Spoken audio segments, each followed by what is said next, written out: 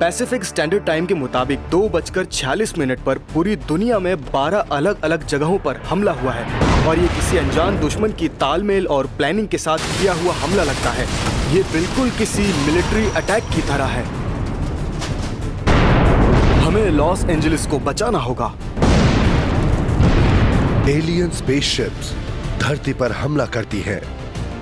Extra terrestrial जीवों की जबरदस्त और खतरनाक टेक्नोलॉजी से हमारा सामना होता है और इंसान खौफ में भागने लगते हैं। ये और एलियन से जुड़ी ऐसी कई घटनाएं दर्जनों साइंस फिक्शन फिल्मों और टेलीविजन शोज की कहानी का बुनियादी हिस्सा होती है।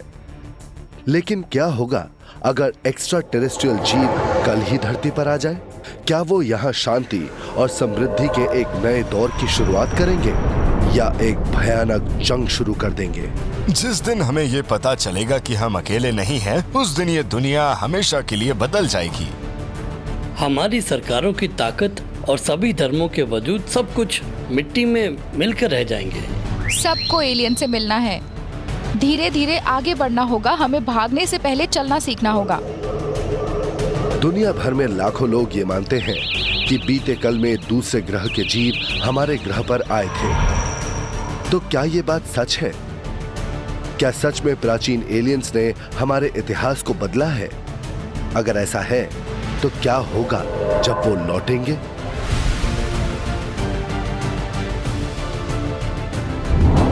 वीडियो स्टार्ट होने से पहले वीडियो को लाइक एंड सब्सक्राइब करना ना भूलें और एम करते हैं 1K लाइक्स का। अगर होते हैं तो नेक्स्ट वीडियो आएगी आपके सजेस्ट करे टॉपिक पर। साइंस डॉक्यूमेंट्स मिस्ट्रीज पेश करता है द रिटर्न। ये चीजें जब तक हमारे एटमॉस्फेयर में नहीं आई तब तक हमें इनके बारे में पता नहीं चला था। नासा के मुताबिक ये पानी से टर्मिनल वेलोसिटी पर नहीं टकरा रही हैं। ये टकराने से पहले धीमी हो रही हैं। हबल टेलीस्कोप के थर्मल इमेजिंग से पता चला है कि ये सारी चीजें बिल्कुल एक ही ज्यामितीय शेप की हैं। देखने में ये मैकेनिकल लग रही हैं। ये कोई मीटियोर शावर नहीं है जवानों, ये एक थ्रेट कॉन डेल्टा है। सभी यूनिट्स तैयार हो जाओ। स्पेसशिप्स की एक पूरी फौज को इंसानों की दुनिया पर भयानक हमला करते देख लाखों करोड़ों लोग के होश उड़ गए। कुछ सेकंड्स में ही कई धमाके हुए और लंदन, टोक्यो, न्यूयॉर्क सिटी और लॉस एंजलिस की सबसे बड़ी जगह तबाह हो गई। एलियंस ने धरती पर हमला कर दिया है। इंसानों और एक्स्ट्रा टेरेस्ट्रियल जीवों के बीच एक जंग शुरू हो गई। किसी भी बड़े बजट की हॉलीवुड फिल्म की तरह बैटल लॉस एंजलिस भी आधुनिक तकनीक की मदद से दर्शकों को खतरनाक एलियन से हमारे मुकाबले की तस्वीर दिखाती है। लेकिन अगर आपको लगता है कि ये कहानी पूरी तरह काल्पनिक है, तो ऐसा नहीं है। बैटल लॉस एंजलिस की कहानी की प्रेरणा एक सच्ची घटना से मिली है जो लगभग 70 साल पहले हुई थी।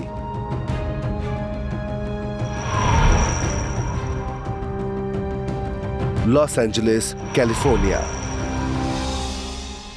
1942 की शुरुआती महीनों की बात है। यह शहर खौफ में जी रहा था। हाल ही में पर्ल हार्बर पर अचानक हुए हमले की वजह से अमेरिका भी वर्ल्ड वॉर 2 का अहम हिस्सा बन गया था और इस डर से कि जापान समुद्री या हवाई हमला कर सकता है, अमेरिकी फौज हमेशा चौकन्नी रहती थी।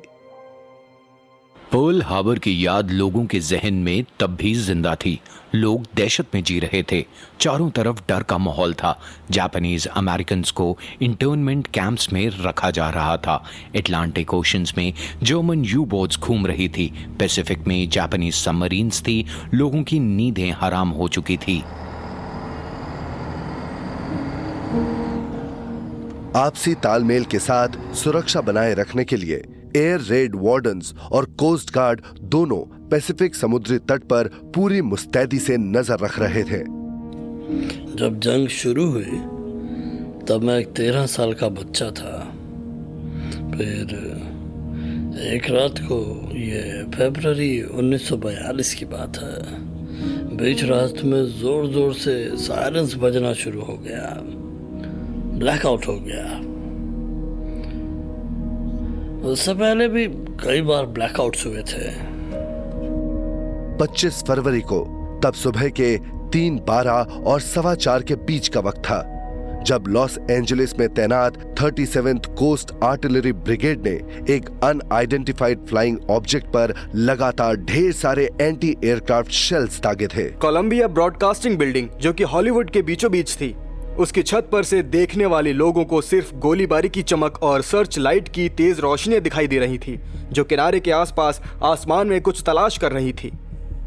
मेरे ख्याल से सबसे पहले मेरी नींद एंटी एयरक्राफ्ट गन्स की आवाज की वजह से खुली थी। मैं बिस्तर से कूद पड़ा। मेरे पेरेंट्स भी उठ गए।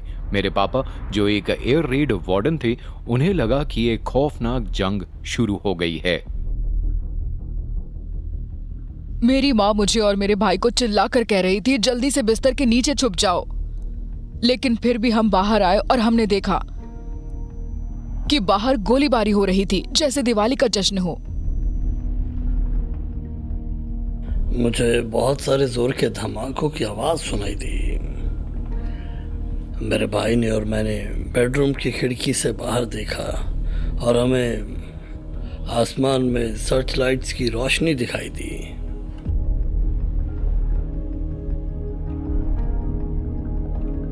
लेकिन वो अजीब सा यूएफओ क्या था जिस पर ये सर्च लाइट्स रोशनी मार रही थी? वो कहां से आया था? जापान से या फिर इस दुनिया के बाहर कहीं से? क्या अगले दिन द लॉस एंजलिस टाइम्स में छपी ये जबरदस्त फोटो एक अहम सबूत हो सकती है? क्या एंशिएंट एस्ट्रोनॉट थियरिस्ट्स हमेशा से ही सही कह रहे थे? वो आसमान में हमारे ऊपर था, मतलब हमारे ठीक ऊपर। Retired anthropology professor C Scott Littleton तब 9 साल के थे और हर्मोसा बीच पर रहते थे जब उन्होंने उस दिन वो अजीब चीज अपने घर के ठीक ऊपर उड़ती हुई देखी। हमने कुछ उड़ते हुए देखा और मेरी माँ उसे सिल्वर बग कह रही थी। मेरे हिसाब से वो एक सिल्वर लॉजेंस जैसा लंबा ओवल शेप का था।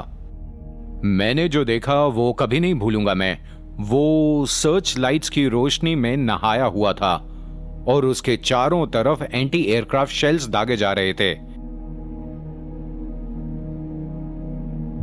वो धीरे धीरे ऐसे गया और फिर नीचे आते हुए दिखाई देने लगा और उस इलाके की तरफ गया जहां आज रुडोंडो बीच है। फिर वो हमें दिखाई नहीं दिया, लेकिन गोलीबारी होती रही। और उसके तुरंत बाद मैंने देखा, बल्कि हम सब ने देखा कि कई प्लेन्स उसके पीछे गए और हमारे ऊपर से निकले। वो 4-5 इंटरसेप्टर्स थे जो कि पिस्टन से चलने वाले अमरीकी प्लेन्स थे। सरकार ने कभी ये कबूल नहीं किया कि उन्होंने उस दिन यहां प्लेन्स भेजे थे।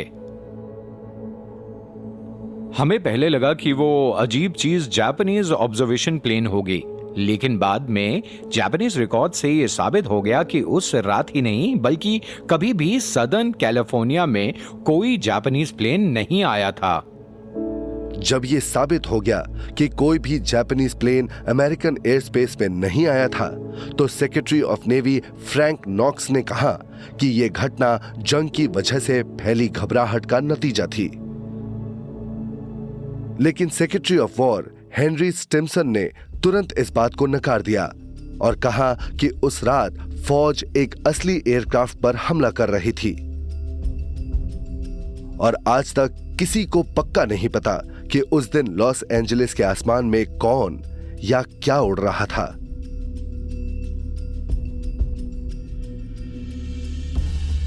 कुछ लोग कहते हैं कि लॉस एंजलिस एयर रेड असल में एक सोची समझी ट्रेनिंग एक्सरसाइज थी और कुछ नहीं। उनके मुताबिक फौज ने वो काम इसलिए किया था ताकि जनता को एक असली हमले के लिए तैयार कर सके। दूसरे लोग कहते हैं कि वो अनआइडेंटिफाइड फ्लाइंग ऑब्जेक्ट असल में एक बराज बलून था जो रस्सी टूटने से वहां आ गया था। लेकिन जिन लोगों ने उस घटना को देखा था उन्हें यह बात भी सच्ची नहीं लगती है। एक ऐसी जगह थी जहां बराज बलून्स बंधे होते थे। एल सेडांडो और डगलस नॉर्थ अमेरिका में एयरक्राफ्ट प्लांट्स के ऊपर बांध कर रखा जाता था, लेकिन वहां के बलून्स को यहां आने के लिए रस्सी तोड़कर उत्तर की तरफ सेंटा मोनिका माउंटेन्स तक उड़कर आना पड़ता। बराज बलून्स इस तरह कभी नहीं उड़ते।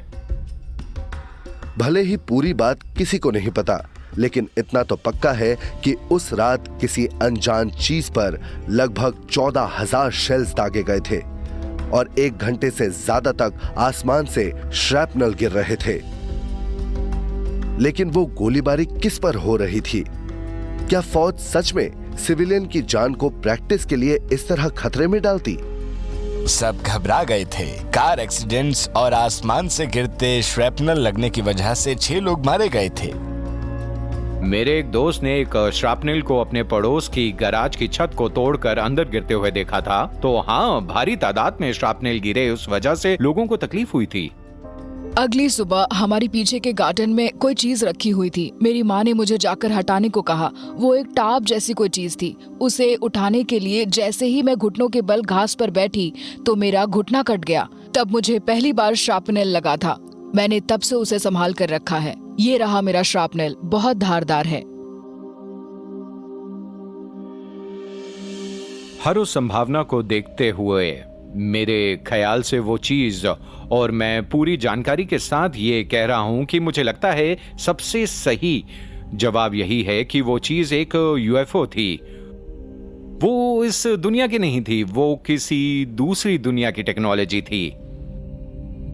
अगर ये सच है तो वो घटना ऐसी सबसे बड़ी घटनाओं में से एक थी जिनमें ढेर सारे लोगों ने एक यूएफओ देखा था। उसे 10 लाख से ज्यादा लोगों ने देखा था। भले वो यूएफओ रहा हो या नहीं रहा हो, लेकिन उस रात जिन लोगों ने आसमान में उसे देखा था, उन्हें आज भी सब कुछ एकदम अच्छे से याद है। इतने अच्छे से कि उनमें से कई लोग सैन पेड्रो कैलिफोर्निया में फोर्ट मैकार्थर पर हर साल इस रहस्यमय घटना की एक्टिंग करने के लिए इकट्ठे होते हैं। पूरा शहर घबरा गया था। सबको लगा कि हम पर जापानीज प्लेन हमला कर रहे हैं। किसी ने कहा कि वो वेदर बलून था, कुछ लोगों ने कहा कि वो प्लेन था, उन्होंने प्लेन ही देखा था, और औरों ने कहा कि वहाँ कोई प्लेन नहीं था। तब वो लोग बहुत ज्यादा डरे हुए थे। हमें पता भी नहीं चलता हमला किस पर कर रहे थे, कि वो एक वेदर बलून था या उड़न तश्तरी। लेकिन जो लोग मानते हैं कि उन्होंने उस रात एक एलियन क्राफ्ट देखा था, उनके जहन में एक सवाल अब भी है, उसका आखिर क्या हुआ? लोग कहते हैं कि वो आखिरकार समंदर के पानी में गिर गया था और नेवी डाइवर्स ने उसे निकाल लिया था। तो शायद उसे गोले लगे थे और वो क्रैश हुआ था। और शायद यही वजह थी कि जब 5 साल बाद रोजवेल में ऐसी घटना हुई तो फौज तुरंत हरकत में आ गई थी, क्योंकि शायद उन्हें पहले से ही थोड़ा सा अंदाजा था कि उन्हें वहां जाने पर क्या मिलेगा। क्या सच में फरवरी 25, 1942 की सुबह को एक एलियन स्पेसक्राफ्ट हमारी धरती पर आया था? और क्या उसका दूसरे विश्व युद्ध की वजह से दुनिया पर मंडरा रहे खतरे से कोई ताल्लुक था? शायद इन सवालों के जवाब हमें दुनिया के दूसरी तरफ एडोल्फ हिटलर की जर्मनी के आसमान में मिल सकते हैं।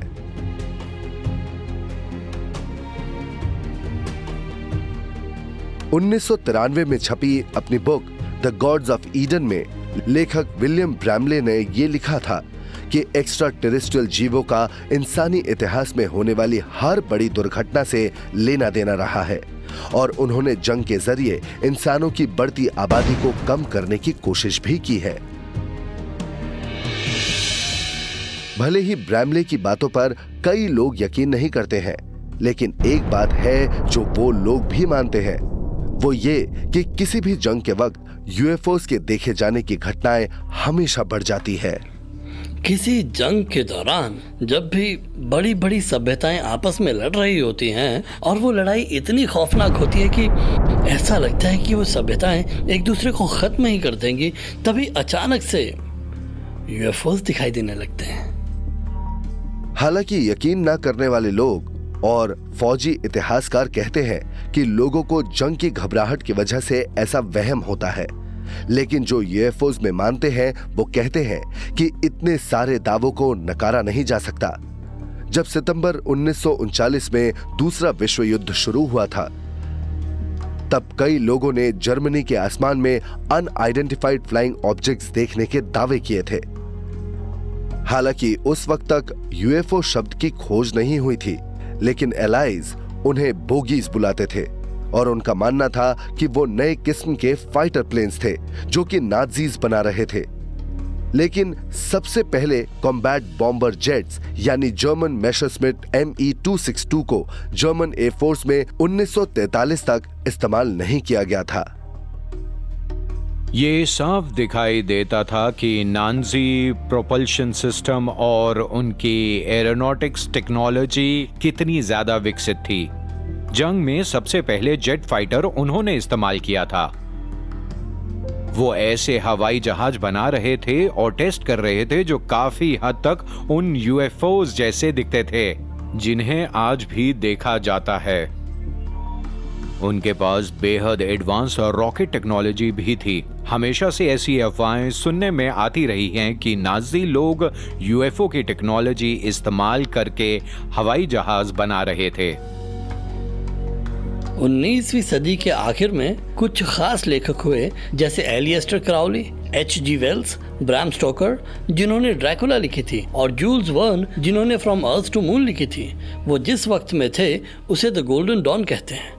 उस वक्त में लोग न सिर्फ यूएफओज पर बल्कि परग्रही जीवों के होने पर भी यकीन करते थे। उन बातों का हिटलर पर 1920 और 1930 के दशक में गहरा असर पड़ा था।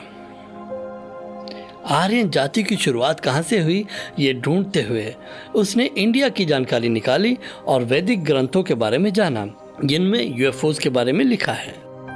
तो एक तरह से हिटलर खुद यूएफओज में मानता था और वैदिक ग्रंथों के मुताबिक अपना खुद का एक यूएफओ बनाना चाहता था। उसे एक गजब का वंडरवॉफ यानी अनोखा हथियार बनाना था जो जंग को खत्म कर दे। हालांकि नाजीज अपना वो अनोखा हथियार कभी बना ही नहीं पाए, लेकिन जंग के दौरान जर्मन एयर स्पेस में अजीबोगरीब फ्लाइंग मशीन्स दिखने की खबर आती रही। लेकिन आखिर एलाइड पायलट्स को ऐसा क्या दिखाई दे रहा था?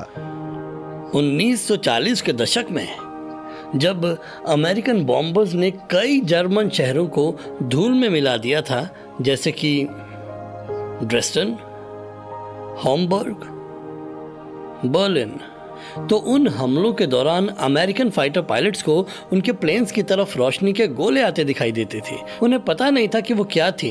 पहले उन्हें लगा कि वो कोई खुफिया जर्मन हथियार थे, तो उन्होंने उनका नाम फू फाइटर्स रखा। फ्रेंच में फियर शब्द का मतलब होता है आग, और ये आग के गोले जैसे ही लगते थे, तो लोग उन्हें फियर फाइटर्स के बजाय फू फाइटर्स कहने लगे। उन्हें जर्मनी और वेस्टर्न यूरोप के आसमान में भारी तादाद में देखा जाता था और वहाँ वो लोगों को अलग अलग आकार के क्राफ्ट्स या रोशनी के गोलों जैसे दिखाई देते थे। उस वक्त ये इतनी बड़ी बात थी कि फौज का भी इस बात पर ध्यान जाने लगा और उन्होंने इस बारे में जांच शुरू कर दी। उन्हें सैकड़ों बार देखा गया। उन्होंने कभी भी किसी प्लेन को नुकसान नहीं पहुंचाया, लेकिन उन्हें वहाँ हर जगह देखा गया था। दिलचस्प बात यह है कि जब फू फाइटर्स दिखते थे तब एलाइड फौज के जहाजों में कभी कभी खराबियां होने लगती थी, और शायद सबसे रहस्यमय बात यह थी कि कुछ पायलट्स ने कहा था कि वो उनके आर पार निकल गए थे, जैसे कि उनमें मांस ना हो। ये कभी पता नहीं चला कि फू फाइटर्स आखिर क्या थे और वो कहां से आए थे, लेकिन एलाइड फौज के ज्यादातर पायलट्स का यही मानना था कि वो कोई खुफिया किस्म के जर्मन हथियार थे। लेकिन क्या यह मुमकिन है कि थर्ड राइख के पास हमारे आज के सबसे आधुनिक एयरक्राफ्ट से भी ज्यादा विकसित टेक्नोलॉजी थी? कुछ लोगों का मानना है कि नाजीज ने उस जमाने में एक ऐसी विकसित तकनीक बना ली थी जिस पर वैज्ञानिक आज भी काम कर रहे हैं, मर्क्यूरी से चलने वाली एंटी ग्रेविटी टेक्नोलॉजी। उसमें मर्क्यूरी को एक ग्लास बॉल जैसे क्लोज सिस्टम में रखा जाता है। उसके अंदर मर्क्यूरी को घुमाया जाता है और जब मर्क्यूरी एक जायरोस्कोप की तरह घूमने लगता है तो उससे लिफ्ट पैदा होता है। इस इलेक्ट्रिफाइड लिफ्ट से एक तेज रोशनी पैदा होती है और यूएफओस को देखने वाले कई लोग उनके बारे में भी यही बताते हैं। दूसरे विश्व युद्ध के आखिरी दौर में जर्मन्स ने बहुत भारी तादाद में मर्क्यूरी बनाना शुरू कर दिया था, यहाँ तक कि बाद में उनकी कई यू बोट्स जिन्हें तबाह किया गया था, जैसे एक सिंगापुर के पास डूबी थी, एक नॉर्वे के पास कुछ सालों पहले ही वो बोट्स लोगों को पानी में मिली हैं और उनमें सिर्फ मर्क्यूरी भरा हुआ है। फू फाइटर्स के बारे में कुछ इतिहासकारों ने जो बात लिखी है, जो कि शायद आज भी एक छुपा हुआ राज है, वो ये है कि वो असल में मर्क्यूरी की बनी हुई प्लाज्मा बॉल थी। और फू फाइटर्स का एक काम था कि उन बॉम्बर्स प्लेन्स के चारों तरफ एक हाईली पल्स्ड मैग्नेटिक चार्ज और फील्ड पैदा करना, जिसकी वजह से उनके इंजन बंद हो जाते और प्लेन के सारे इलेक्ट्रिकल सिस्टम खराब हो जाते। क्या सच में फू फाइटर्स एक्स्ट्रा टेरेस्ट्रियल जीवों की टेक्नोलॉजी की मदद से बनाए गए थे? अगर ऐसा है तो जर्मन्स को वो कहां से मिली? यूएफओ थियोरिस्ट्स इसके जवाब में 1936 में फ्रेबर्ग जर्मनी के पास मौजूद ब्लैक फॉरेस्ट में एक उड़न तश्तरी मिलने की घटना की तरफ इशारा करते हैं। कुछ लोग मानते हैं कि जर्मन वैज्ञानिकों ने उस क्राफ्ट के एनर्जी और प्रोपल्शन सिस्टम्स टेस्ट करने के लिए उसकी मरम्मत की और रिवर्स इंजीनियरिंग के जरिए वो उसमें मौजूद कुछ एलियन टेक्नोलॉजीज की नकल बनाने में कामयाब हो गए थे। क्या नाजीज ने उस पर कब्जा कर लिया था और क्या उन्होंने उनके साथ कोई खास सौदा किया था? क्या वहां नाजीज को एलियन के शरीर मिले थे? ये कहना मुश्किल है कि उन्हें वहां क्या मिला था। क्या वो एलियन से मिले थे? लोग अक्सर कहते हैं कि उन्हें एक एलियन क्राफ्ट मिल गया था और वो उसके साथ रिवर्स इंजीनियरिंग कर रहे थे। ऐसा हो सकता है क्योंकि देखा जाए तो वो उस वक्त किसी भी देश से ज्यादा विकसित थे। लेकिन शुक्र है कि अमेरिका भी काफी आगे था और हम अपने खुद के ज्ञान और टेक्नोलॉजी की मदद से उनका डट कर सामना कर पा रहे थे। दूसरे विश्व युद्ध के बाद अमेरिकन फौज ने एक एक्सरसाइज शुरू की जिसका नाम उन्होंने ऑपरेशन पेपर क्लिप रखा था। उसके दौरान अलाइड देशों को जर्मनी की ढेर सारी अनोखी टेक्नोलॉजीज देखने में थी, जैसे जेट इंजन एयरप्लेन्स और रॉकेट इंजन एयरप्लेन्स और ऐसे कई कमाल के डिवाइस ऑपरेशन पेपर क्लिप में कैसी चीजें मिली थी। इसका अंदाजा आप इस बात से लगा सकते हैं कि जंग के आखिरी दौर में वॉन ब्रॉन और उनकी टीम ने ऐसे मल्टी स्टेज रॉकेट डिजाइन करना शुरू कर दिए थे जो कि यूनाइटेड स्टेट्स तक जा सकते थे। उन्होंने एक स्पेस स्टेशन बनाने का प्लान भी बनाया था, एक गोलाकार स्पेस स्टेशन जैसा कि किसी साई-फाई फिल्म में होता है, और उसके ऊपर एक विशाल सनलाइट कलेक्टर लगाने वाले थे जो सूरज की किरणों को धरती की किसी भी जगह पर डेथ रे की तरह फोकस करता था। उस टीम के पास ऐसे कई बेहद जबरदस्त आइडियाज थे जिनकी वजह से ये ऑपरेशन यूनाइटेड स्टेट्स के लिए काफी कीमती और फायदेमंद साबित हुआ। और वो वॉन ब्रॉन ही थे जिन्होंने आखिर में सैटर्न वी रॉकेट बनाया जो लोगों को चांद पर ले गया था।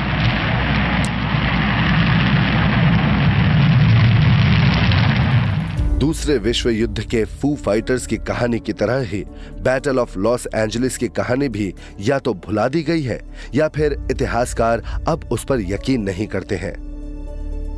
लेकिन युद्ध के 2 साल बाद ही हुई एक घटना ने हर किसी को सोचने पर मजबूर कर दिया था कि क्या एलियंस सच में होते हैं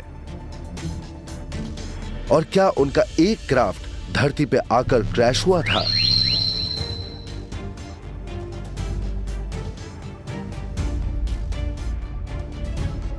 जाने माने आर्कियोलॉजिस्ट हमेशा से यही कहते आए हैं कि इजिप्ट के पिरामिड बनाने में एक्स्ट्रा टेरेस्ट्रियल जीवों ने कभी कोई मदद नहीं की थी। थियोलॉजियंस और धार्मिक ज्ञान रखने वाले लोग ये नहीं मानते कि बाइबल या महाभारत में दी गई कहानियां उन घटनाओं की कहानियां हैं जिनमें हमारा एलियन से सामना हुआ था। और आज तक सभी सरकारों ने इस बात से इनकार कर दिया है कि धरती पर कभी भी उड़न तश्तरियों के आने या जाने की घटना हुई है। लेकिन 8 जुलाई 1947 को यूएफओ दिखने की एक ऐसी खबर आई जिसे खुद यूनाइटेड स्टेट्स की सरकार भी झुठला नहीं सकती थी। क्यों? क्योंकि इस बार खबर किसी और ने नहीं, खुद अमेरिकी फौज ने दी थी। मैं इस वक्त फॉस्टर रेंच में चल रही हूँ जो न्यू मैक्सिको में कोरोना और रोजवेल के बीच में है। और इसके पास ही में वो जगह है जिसका नाम है द डेब्रिस फील्ड, जो उस पहाड़ी पर है। और जुलाई 1947 में आए खबरों के मुताबिक द डेब्रिस फील्ड ही वो जगह है जहां तब एक उड़न तश्तरी या एक रहस्यमय यूएफओ का क्रैश हुआ था। वहां उस जगह जुलाई 1947 की एक रात को न्यू मैक्सिको में तेज बारिश आई और जोरों से बिजली कड़क रही थी। अगले दिन सुबह रैंचर मैक ब्राजेल बाहर ये देखने गए कि उससे कितना नुकसान हुआ था। मैक ब्राजेल ये देखने बाहर गए कि सब कुछ सही सलामत था या कोई बड़ा नुकसान हुआ था। बाहर उन्हें एक बड़े इलाके में मलबा बिखरा पड़ा मिला जो उन्होंने पहले कभी नहीं देखा था। उन्होंने इस बारे में अपने वहाँ के शेरिफ को खबर दी। 1947 में रॉसवेल आर्मी एयरफील्ड मौजूद था। शेरिफ ने तुरंत उन्हें ये खबर दी। उन्होंने मेजर जेसिका मार्शल को भेजा और उस वक्त से ही वो जगह एक मिलिट्री साइट बन गई और फौज को वहाँ जितना मलबा मिला उन्होंने वो जमा करना शुरू कर दिया।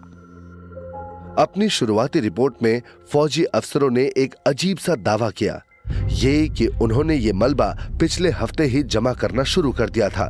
लेकिन फौज ने इस बारे में मीडिया को तुरंत खबर क्यों नहीं दी और कब क्या हुआ इस बारे में वो अलग अलग बयान क्यों दे रहे थे? तो हमारे पास जो सबसे काम की चीज है वो है 8 जुलाई 1947 का न्यूज़पेपर, जिसके मुताबिक कर्नल ब्लैंचेड ने लेफ्टिनेंट वॉल्टर हॉट को, जो कि पब्लिक इंफॉर्मेशन ऑफिसर थे, ये खबर दी कि उन्होंने एक उड़न तश्तरी को कब्जे में लिया है और उसे फोर्ट वर्थ में बड़े हेडक्वार्टर्स में ले जाया जा रहा है। रॉसवेल यूएफओलॉजी की सूरत बदलने वाली अहम घटना थी। शायद ऐसा इसीलिए क्योंकि तब फौज ने पहली बार ये कबूल किया था कि उन्हें धरती पर क्रैश हुई एक उड़न तश्तरी मिली थी। और जब उन्होंने ये कबूल किया तो जाहिर है कि बहुत हलचल मच गई थी। फिर 9 जुलाई को जनरल रैमी ने एक प्रेस रिलीज के जरिए कहा कि नहीं, वो तो एक वेदर बलून था, और इसी के साथ यूएफओ आने की घटना को छुपाने की कोशिश शुरू हो गई। फौजी अफसरों ने उस मलबे को पहले तो एक उड़न तश्तरी का हिस्सा बताया। उनके अंदर के रिकॉर्ड्स में ये लिखा था कि वहां घायल यात्री भी मिले थे। तो आखिर क्यों 24 घंटे से भी कम वक्त के बाद उन्होंने अचानक से ये कहना शुरू कर दिया कि उन्हें जो मिला वो एक वेदर बलून था? हालांकि ब्लैंचर्ड और रैमी ने उसके बाद हमेशा यही बात कही, लेकिन लेफ्टिनेंट हाउट ने जिंदगी भर अपनी शुरुआती रिपोर्ट में लिखी बातों को ही सही बताया। और उन पर यकीन करने वालों का मानना है कि आधुनिक टेक्नोलॉजी ने हाल ही में शायद एक ऐसा ठोस सबूत दिया है जिसकी उन्हें हमेशा से तलाश थी। जब मेजर मार्शल उस मलबे के साथ फोर्ट वर्थ पहुंचे और जनरल रामी प्रेस कॉन्फ्रेंस में आए रिपोर्टर्स को दिखा रहे थे कि वो एक वेदर बलून था, तब उनकी एक तस्वीर ली गई थी और तस्वीर में उनके हाथ में एक कागज था और वो बहुत ही छोटा सा कागज का टुकड़ा था। यहाँ उसे बड़ा करके दिखाया गया है और ये एक मेमो था। और इस क्षेत्र में एक बहुत बड़े रिसर्चर हैं जो इस कागज पर लिखे हुए शब्द पता कर रहे हैं और उनमें ऐसे शब्द शामिल हैं, फोर्ट वर्थ में टीम है, घायलों को आगे भेज दिया है, पॉट या तश्तरी। तो जैसे जैसे टेक्नोलॉजी बेहतर बनेगी, शायद जनरल रामी की वजह से हमें सच का पता चल जाएगा। बॉब वुड, जो कि एक यूएफओ रिसर्चर हैं, उन्हें 1996 में कुछ खुफिया दस्तावेज मिले और उन्होंने वो मुझे और कुछ और लोगों को दिए थे। ये दस्तावेज, जिसका नाम है इंटरप्लैनेटरी फिनोमेनन यूनिट, इस पर वॉर डिपार्टमेंट का स्टैंप है और तारीख भी है 22 जुलाई 1947 की। इस छानबीन की सबसे ज्यादा हिलाने वाली बात यह है कि इनमें कोरोना और रोजवेल के बीच के लैंडिंग जोन 1, जिसका नाम मैक बेजल साइट था, उसकी थोड़ी दूरी पर कुछ और लाशें मिली थी जो ऐसी लग रही थी जैसे कि मेंढक की तरह चीरा फाड़ा गया हो। इसमें ये नहीं लिखा है कि वो इंसानों की लाशें थी या नहीं थी, लेकिन अचानक इस दस्तावेज को देखते ही मुझे जैसे एक बहुत ही तेज झटका लगा और आखिरकार में इसे 90 के दशक में पढ़कर मेरे सामने ये साबित हो गया कि हमारी सरकार ये जानती थी कि यूनिवर्स के किसी दूसरे हिस्से में रहने वाले अक्लमंद परग्रही जीव लंबे वक्त से हमारी धरती पर आते जाते रहे हैं। रॉसवेल की घटना के 5 साल बाद यूनाइटेड स्टेट्स एयरफोर्स ने अनआइडेंटिफाइड फ्लाइंग ऑब्जेक्ट्स या यूएफओ शब्द की खोज की। उसके बाद से अब तक हजारों बार दुनिया भर में यूएफओज देखे गए हैं और उनकी फोटोज और वीडियोज भी लिए गए हैं। मेरे ख्याल से सबसे बड़ी और ऐतिहासिक टेक्नोलॉजी जिसकी वजह से यूएफओज और उड़न तश्तरियों को लेकर हमारा नजरिया बदल गया था, वो चीज है वीडियो कैम। मुझे वहाँ बहुत तेज लाइट्स दिखाई दे रही हैं। मैंने रिकॉर्ड कर लिया मैंने रिकॉर्ड। हमें बस ये देखने की जरूरत है कि मार्च 1997 में फीनिक्स एरिजोना में क्या हुआ था। उस दिन विशाल बूमरैंग के आकार की उड़ती हुई चीजें फीनिक्स पर से गुजरी थी और पूरी वादी को पार करके दक्षिण में मैक्सिको बॉर्डर की तरफ गई, और ये सब कैमरे में कैद हुआ था। नेटवर्क न्यूज पर ये खबरें आई, लोकल न्यूज पर भी आई, यहाँ तक कि CNN पर भी लैरी किंग शो में इसकी चर्चा अब लाइट्स वहाँ हैं बाईं और हाँ, कई लोगों ने कहा कि वो फ्लेयर्स थी। ऐसा तो वो कहेंगे ही, लेकिन सच ये है कि जब आप किसी चीज को अपनी आंखों से देखते हैं, वो देखो, तुमने रिकॉर्ड कर लिया ना। भले ही हम उसे एक वीडियो में देखें, फिर भी हमारा नजरिया बदल जाता है। उस बीच वाली लाइट की रफ्तार तेज है, मुझे तो कुछ गड़बड़ लग रही है। इसीलिए अब हाल ही में हुए सर्विस जैसे गलप पोल्स और रापोर्ट पोल्स के मुताबिक 50% से ज्यादा अमेरिकन ये मानते हैं कि उड़न तश्तरियां होती हैं, और लगभग 50% लोग ये मानते हैं कि सरकार को पता है कि उड़न तश्तरियां होती हैं और सरकार ये बात छुपाने की कोशिश कर रही है। लेकिन रॉसवेल की घटना के बाद इतने यूएफओस क्यों दिख रहे हैं? क्या ये एक इत्तेफाक है या क्योंकि लोगों को एलियंस पर यकीन होने लगा है, इसीलिए जो लोग पहले उन्हें देखकर भी मजाक उड़ाए जाने के डर से चुप रहते थे, वो अब सामने आने लगे हैं? शायद इसकी कोई और वजह है। शायद अब यूएफओ ज्यादा दिखने लगे हैं क्योंकि स्पेस एज की शुरुआत होने के बाद से धरती पर एलियंस का आना जाना बढ़ गया है। उससे पहले भी यूएफओज और एलियंस को कई बार देखा गया था और उनकी कहानियां सुनने में आती थी, लेकिन उनके बारे में सबको पता नहीं चलता था। और उसके अलावा उससे पहले दूसरा विश्व युद्ध भी चल रहा था, लेकिन क्योंकि उस वक्त सच में क्रैश हुआ था, तब हर खबर अखबारों में छपने लगी थी, इसलिए मुद्दा काफी मशहूर हो गया। अगर कुछ लोग कहते हैं कि दूसरी दुनिया से आए एलियंस सच में हमारे बीच मौजूद हैं और उन्होंने हजारों सालों से हमसे छुपे रहने की पूरी कोशिश की है, तो क्या वो कभी अपनी सच्चाई जाहिर करेंगे? उससे भी बड़ा सवाल यह है कि उन्होंने ऐसा किया तो क्या होगा, और क्या ऐसा कुछ अभी भी हो रहा है? शुरुआत से ही इंसान तारों को देखकर आकर्षित होते आए हैं और वो हमेशा सोच में पड़ जाते हैं। हमारे पूर्वज उनके घूमने को स्टडी करते थे, कॉन्स्टेलेशंस के बारे में जानते थे और तारों के आधार कैलेंडर बनाकर वक्त का हिसाब रखते थे। इन तारों से जुड़ी हुई कई कहानियां और मान्यताएं लोगों में मशहूर थी। उनमें से कई कहानियों में धरती के बाहर से धरती पर आने वाले जीवों की बात की जाती है और कई कहानियों में यूनिवर्स में कहीं पूरी की पूरी सभ्यता होने की बात थी। जैसे कि भारत की प्राचीन संस्कृत की किताबों से हमें पता चलता है कि पूरे यूनिवर्स में 4 लाख इंसानों जैसी प्रजातियों के जीव फैले हुए हैं, जो दूसरे ग्रहों, दूसरे सोलर सिस्टम्स और दूसरे डायमेंशंस में भी रहते हैं। लेकिन आखिर ये एलियन जीव है कहां? क्या वो बीते कल में धरती पर आए थे, जैसा कि एंशिएंट एस्ट्रोनॉट थ्योरी कहती है, और वापस लौट गए? अगर हां, तो क्या वो कभी वापस आएंगे? आज दुनिया भर में वैज्ञानिकों ने इंतजार करना बंद कर दिया है और वो अक्लमंद एक्स्ट्रा टेरेस्ट्रियल जीवों को ढूंढने के लिए खुद कदम उठा रहे हैं। क्या आखिरकार टेक्नोलॉजी की मदद से हम वो साबित कर पाएंगे जिस पर हमारे प्राचीन पूर्वज हजारों सालों से यकीन करते थे? 1960 में एस्ट्रोनॉमर और फिजिसिस्ट फ्रैंक ड्रेक ने वेस्ट वर्जीनिया के पहाड़ों पर एक अनोखा किस्म का टेलीस्कोप लगाया। ये अजीब सा डिवाइस दूसरे विश्व युद्ध के बचे हुए रेडार इक्विपमेंट से बना हुआ था, लेकिन इसमें आम टेलीस्कोप की तरह एक ऑप्टिकल लेंस नहीं, बल्कि एक डायरेक्शनल रेडियो एंटीना था। कुछ आसान सी कैलकुलेशन से ये साबित हो गया कि रेडियो टेलीस्कोप इतने काबिल हैं कि अंतरिक्ष में तारों के पास तक सिग्नल भेज सकते हैं और उन्हें पकड़ भी सकते हैं। वो कई लाइट ईयर्स तक जा सकते हैं। तो फ्रैंक ड्रेक ने एक रेडियो टेलीस्कोप आसपास के कुछ तारों की तरफ घुमाया और फिर उसे ट्यून करके देखा कि एलियन से कोई संदेश मिलता है या नहीं। ये सुनने में बहुत ही अजीब सी बात लगती है। ड्रेक को उस दिन तो कोई भी आवाज सुनाई नहीं दी, लेकिन उसी के साथ रेडियो एस्ट्रोनॉमी का जन्म हो गया था।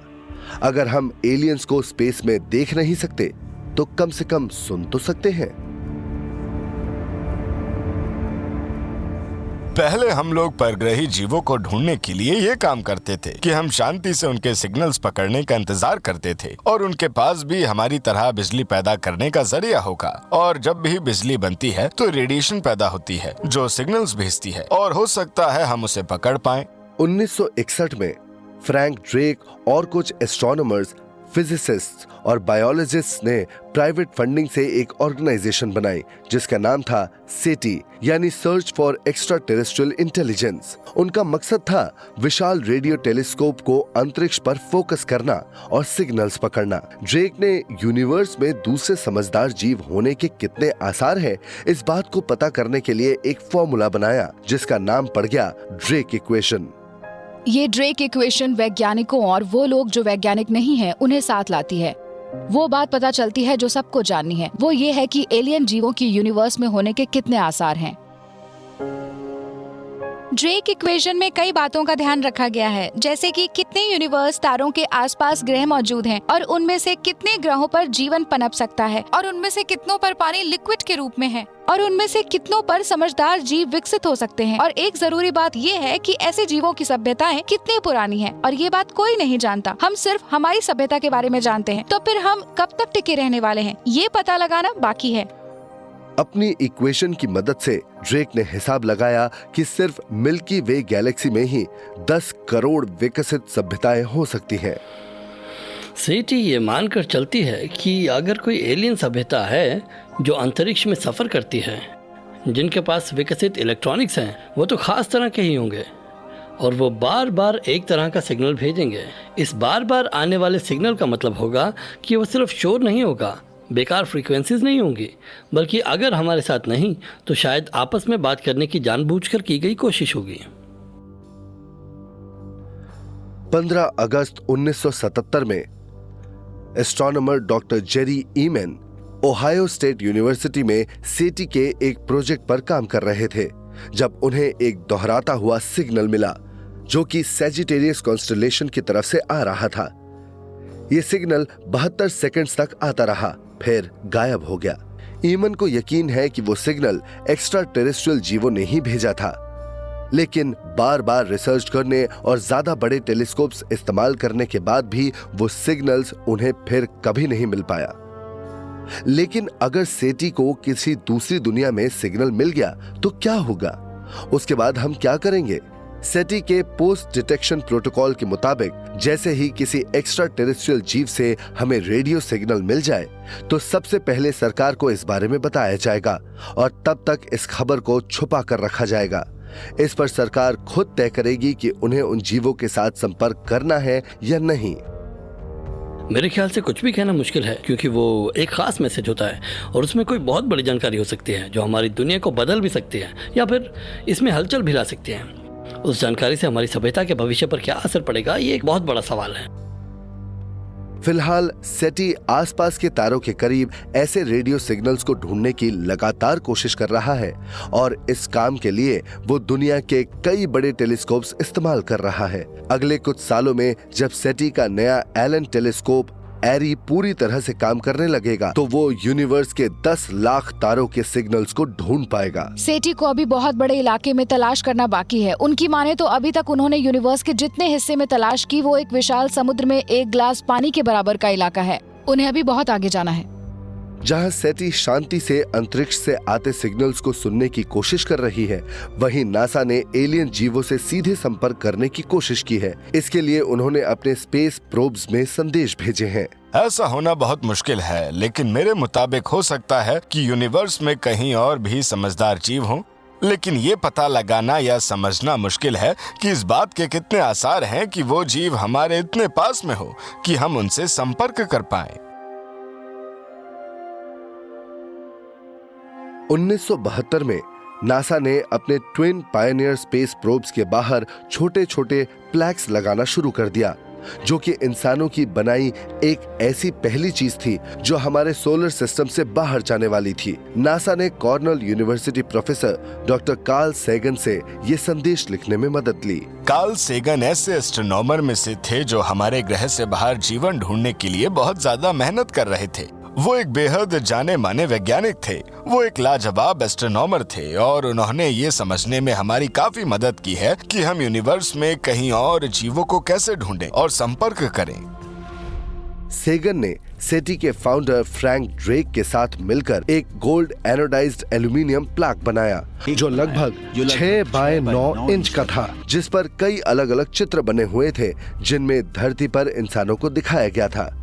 उसमें आदमी और औरत ने कपड़े नहीं पहने थे और आदमी ने बात करने के इशारे से इस तरह हाथ उठाया था, जिसका मतलब था कि वो हमसे बातचीत करना चाहता है। उसमें सोलर सिस्टम का एक चित्र भी बनाया गया था और पायनियर स्पेसक्राफ्ट जिस दिशा में जाने वाला था वो उस पर बना था, और सूरज के चारों तरफ 14 पल्सर स्टार का चार्ट भी बना हुआ था, जिसकी मदद से कोई ये पता लगा सकता था कि ये स्पेसक्राफ्ट कहां से आया था। हमने उन्हें ये दिखाने की कोशिश की कि हम लोग कहां पर मौजूद हैं। और ये काफी दिलचस्प सवाल है कि आप किसी को ये कैसे बताएं कि आप अंतरिक्ष में कहां पर मौजूद हैं, क्योंकि आपको नहीं पता कि उन जीवों को संदेश कहां पर मिलेगा। इसलिए ये बात एक अनोखी स्टिलिस्टिक डिजाइन से बताई गई।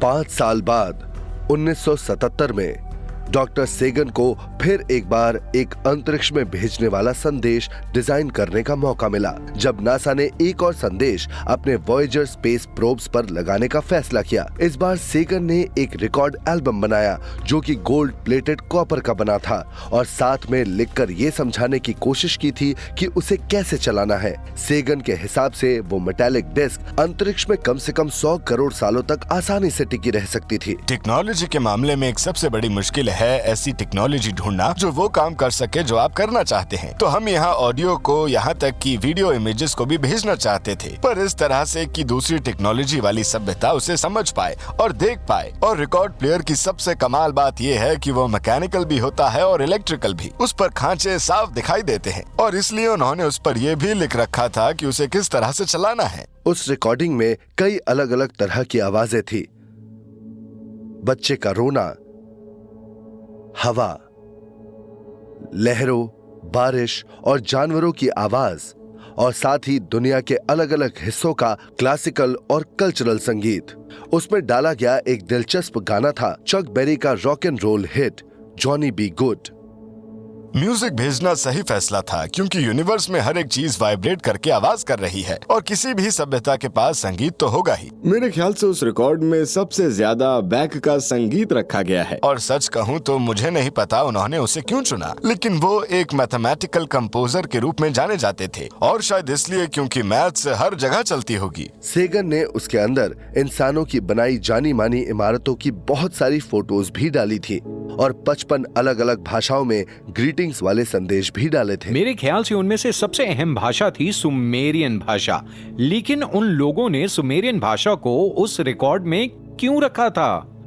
क्योंकि एंशिएंट एलियन थ्योरी के मुताबिक प्राचीन सुमेरिया ही वो जगह थी जहां पर हमारा एलियंस या एक्स्ट्रा टेरेस्ट्रियल से पहली बार सामना हुआ था। अब तक हमें किसी तरह के परग्रही जीवों के बारे में कुछ भी नहीं पता चला है, क्योंकि अब तक किसी ने हमें जवाब नहीं दिया। मेरे ख्याल से इन कोशिशों में से एक फायदा ये भी होता है कि जब भी हम ये पता लगाने की कोशिश करते हैं कि दूसरे जीवों से बात कैसे करें, तो हम कम्युनिकेशन को बेहतर करने की कोशिश करते हैं। हम सब एलियंस को ढूंढना चाहते हैं, चाहे वो प्लैनेटरी साइंटिस्ट हों जो किसी दूर मौजूद ग्रह पर जीवन के निशान ढूंढ रहे हों, या चाहे वो एंशिएंट एलियन थियरिस्ट हों जो कि इस बात के सबूत ढूंढना चाहते हैं कि एलियंस बीते कल में धरती पर आए थे, या वो आज के जमाने के वो लोग हैं जो उन यूएफओज और एलियंस को अनुभव करना चाहते हैं जिन्हें उन्होंने पहले भी यहाँ पर आते देखा है। हम सब वही करने की कोशिश कर रहे हैं। जहां एक तरफ एक्स्ट्रा टेरेस्ट्रियल जीवों की तलाश जारी है, वहीं एक नया स्पेस बेस्ड टेलीस्कोप अलग अलग ग्रहों पर जीवन के निशान ढूंढ रहे हैं। क्या यूनिवर्स में धरती जैसे और ग्रह हैं? अगर ऐसा है तो हम उन्हें कैसे ढूंढेंगे?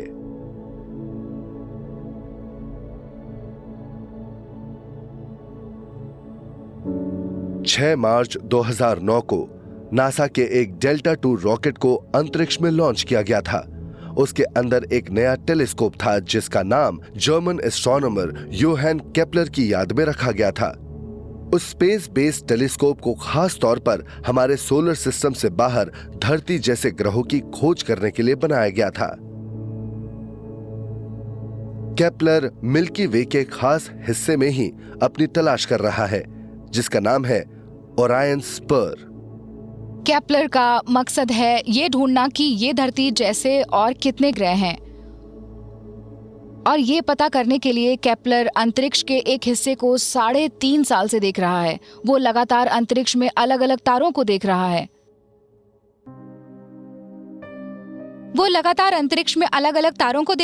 और जब कोई ग्रह उस तारे का चक्कर लगाता है, यानी जब वो ग्रह उस तारे के सामने आता है, तो हम देख रहे हैं कि वहाँ से तारे की रोशनी थोड़ी सी कम हो जाती है। तो वो टेलीस्कोप उन तारों की रोशनी कम होने का इंतजार कर रहा है और उससे हमें पता चलेगा वहाँ पर ग्रह है।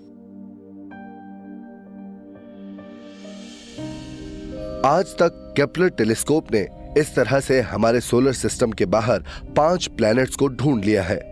नासा के अधिकारियों का मानना है कि उनका मिशन पूरा होने तक वो ऐसे सैकड़ों और एक्सोप्लैनेट्स ढूंढने में कामयाब हो जाएंगे। जैसे ही कोई प्लैनेट मिलता है तो सबसे पहले वैज्ञानिकों को ये पता करना होता है कि उसमें पानी है या नहीं। हम धरती को देखकर कह सकते हैं कि जीवन पनपने के लिए लिक्विड पानी की जरूरत है। तो यूनिवर्स में कहीं और जीवन ढूंढते वक्त सबसे पहले पानी को तलाश करना ही सही होगा। पहले पानी ढूंढो, तो ये हमारा पहला कदम होगा।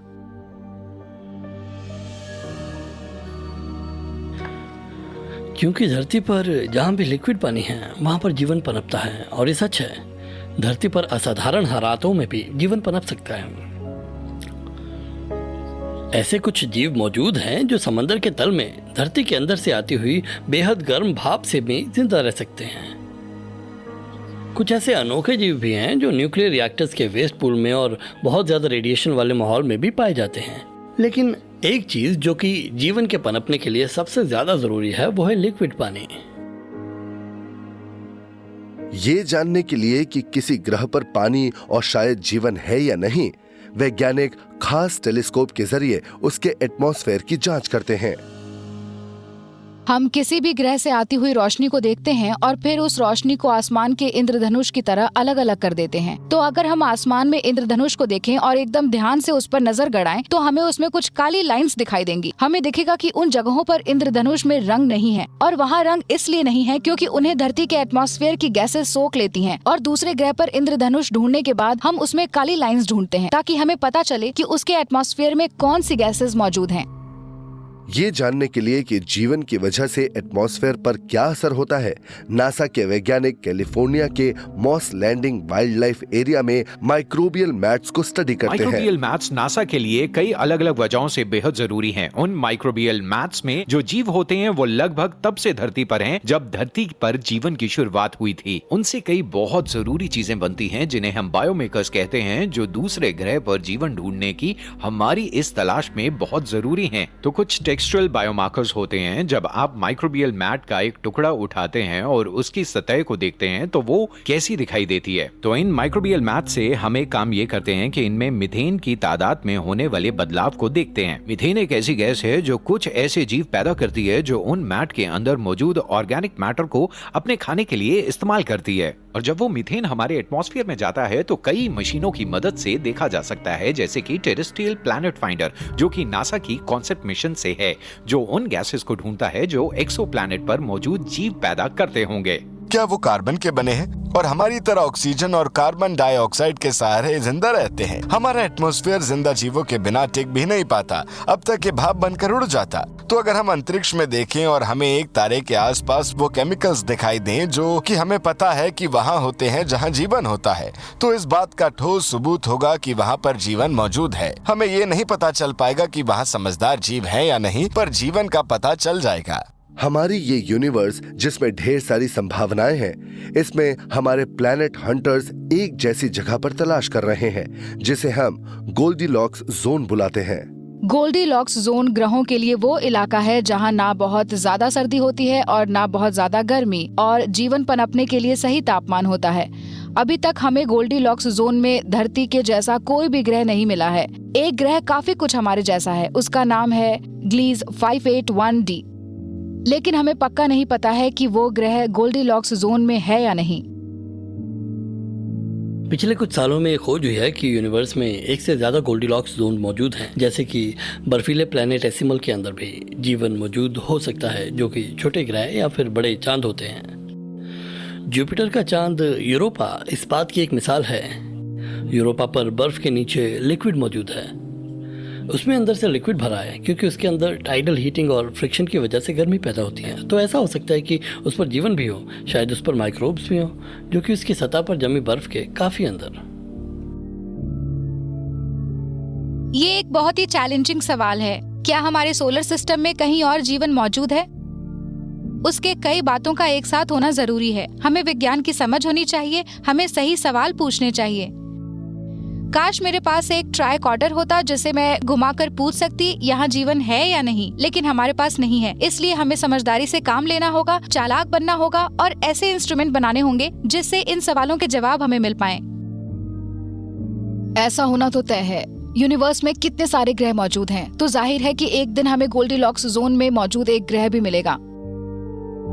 लेकिन यहाँ केपलर टेलीस्कोप ने अभी अपनी अंतरिक्ष की तलाश शुरू ही की है। वहीं नासा एक्स्ट्रा टेरेस्ट्रियल जीवों की तलाश में अभी से अगला कदम उठाने की तैयारी कर रहा है, जैसे 2014 में लॉन्च हुआ जेम्स वेब स्पेस टेलीस्कोप। लोग हमेशा मुझसे पूछते हैं कि आप इस जिंदगी में धरती जैसा ग्रह ढूंढ पाएंगी? मैं कहती हूँ हाँ, बिल्कुल। जब मैं स्टूडेंट था तो कोई भी ये नहीं मानता था कि इस बारे में बात करने का कोई मतलब भी है। 60 और 70 के दशक में लोगों को ये लगता था कि अगर यूनिवर्स में कहीं और धरती जैसे ग्रह हों भी तो जीवन शुरू होना एक ऐसी अनोखी घटना है कि किसी दूसरे ग्रह पर नहीं हो सकती। अब ज्यादातर लोग ये मानते हैं कि हाँ, यूनिवर्स में कई जगहों पर जीवन पनपता है।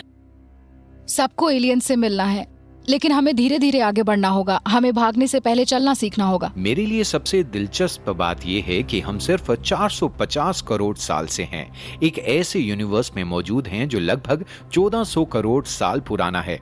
उन धरती जैसे ग्रहों पर क्या हुआ होगा जो धरती से 500 या 1000 करोड़ साल पहले बने होंगे?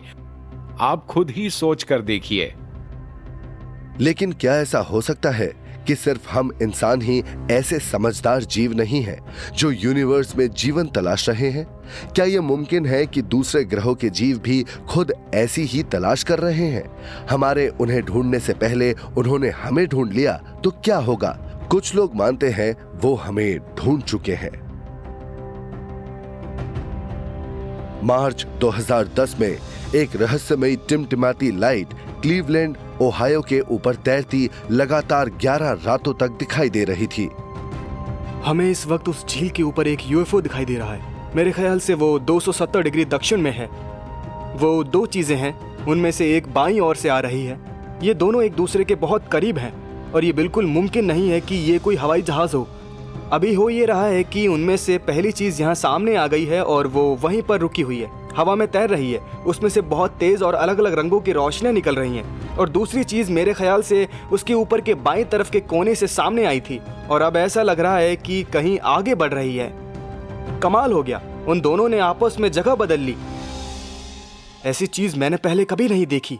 वो जो भी है उसे पता है कि हम उसे देख रहे हैं। क्लीवलैंड की तरह यूएफओस देखे जाने के हजारों दावे हर साल सामने आते हैं और भले उनमें से कई लोगों की गलतफहमी साबित होती है, लेकिन कई दावों को नकारना आसान नहीं है।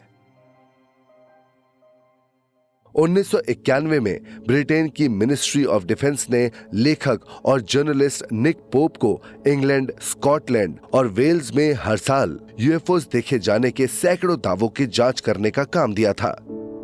मिनिस्ट्री ऑफ डिफेंस 1950 के दशक में यूएफओस के मामले की जांच कर रही थी और ये जरूरी नहीं कि उन यूएफओस के मामले की जांच करने की वजह ये थी कि वो लोग इस बात पर यकीन करने लगे थे कि परग्रही जीव यहाँ पृथ्वी पर आते हैं। वो लोग बस ब्रिटिश एयर स्पेस में होने वाली किसी भी अजीबोगरीब घटना पर नजर रखना चाहते थे।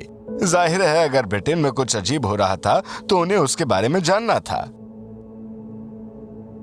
मुझे ये काम दिया गया था तो मेरी सोच ये थी कि मैं ये काम लेकर इस मामले में क्या कर सकता हूँ। मुझे यूएफओस के बारे में कोई जानकारी भी नहीं है और ना ही उसमें दिलचस्पी है। मैं उन बातों पर यकीन भी नहीं करता था, लेकिन मैं जितना ज्यादा उन मामलों से जुड़ी फाइल्स को पढ़ने लगा और मैं जितना ज्यादा उन मामलों की जांच करने लगा जिनकी खबर मुझे हर रोज दी जाती थी, तो उसके साथ ही मेरी सोच बदलने लगी और ऐसा एहसास होने लगा कि कुछ यूएफओस के मामले को आम सोच से नहीं समझा जा सकता था। वो चीज आगे बढ़ रही है। कई केसेस जिनकी पोप ने जांच की थी, उनमें उन्होंने पायलट्स, पुलिस और मिलिट्री ऑफिसर्स की गवाही ली थी और कई केसेस में उन्हें सबूत के तौर पर रेडार के डेटा, वीडियो और फोटोज मिले थे।